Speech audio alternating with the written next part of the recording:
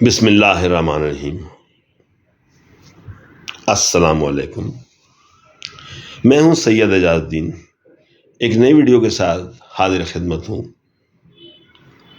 مولانا رومی لکھتے ہیں کہ ایک جنگلی گائے صبح سویرے گھاس کھانے کے لیے جزیرے پر نکل جاتی، دن بھر مزے سے چرتی رہتی، خوب بھر پیٹ کھاتی اور جسم کو توانا کر کے اپنے ٹھکانے واپس آ جاتی۔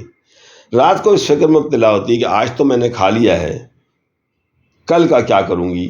ساری رات وہ اس غم میں گھلتی رہتی، خدا معلوم اگلے روز گھاس کھانے کو ملے گی یا نہیں ملے گی، اور وہ اس فکر میں پریشان رہتی۔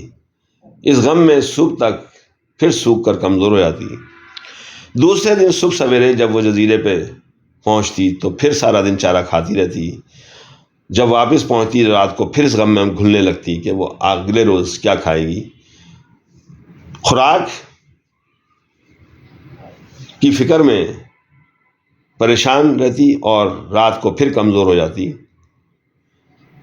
کل کی فکر میں اس کی زندگی کا بیشتر حصہ ایسے ہی گزر جاتا۔ اسے یہ سمجھ نہیں آتی کہ وہ کس دن بھی تو بھوکی نہیں رہی، وہ اس فکر سے اپنا پیچھا نہ چھڑا سکی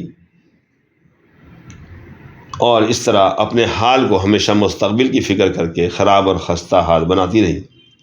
انسان بھی بالکل اس گائے کی طرح ہے جسے یہ سمجھ میں نہیں آتا کہ خالق کائنات ہر روز اس کی روزی کا انتظام خود کرتا ہے، اور وہ اب تک کبھی بھی بھوکا نہیں سویا، تو پھر وہ ایسی فکر میں کیوں مبتلا رہتا ہے اور کیوں گھلتا رہتا ہے کہ کل کا کیا ہوگا۔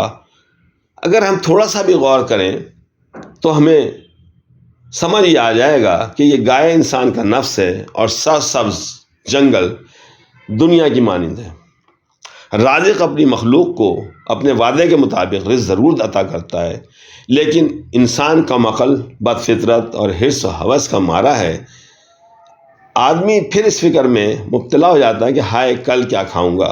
ارے خدا کی عطا کردہ عقل سے یہ تو سوچ کہ روز پیدائش سے اب تک تو برابر کھا رہا ہے، تیرے رزق میں کمی نہیں آئی، تو انشاءاللہ مستقبل میں بھی تیرے رزق کا وہی ذمہ دار ہے جس نے تجھے اب تک دیا ہے اور آئندہ بھی دیتا رہے گا۔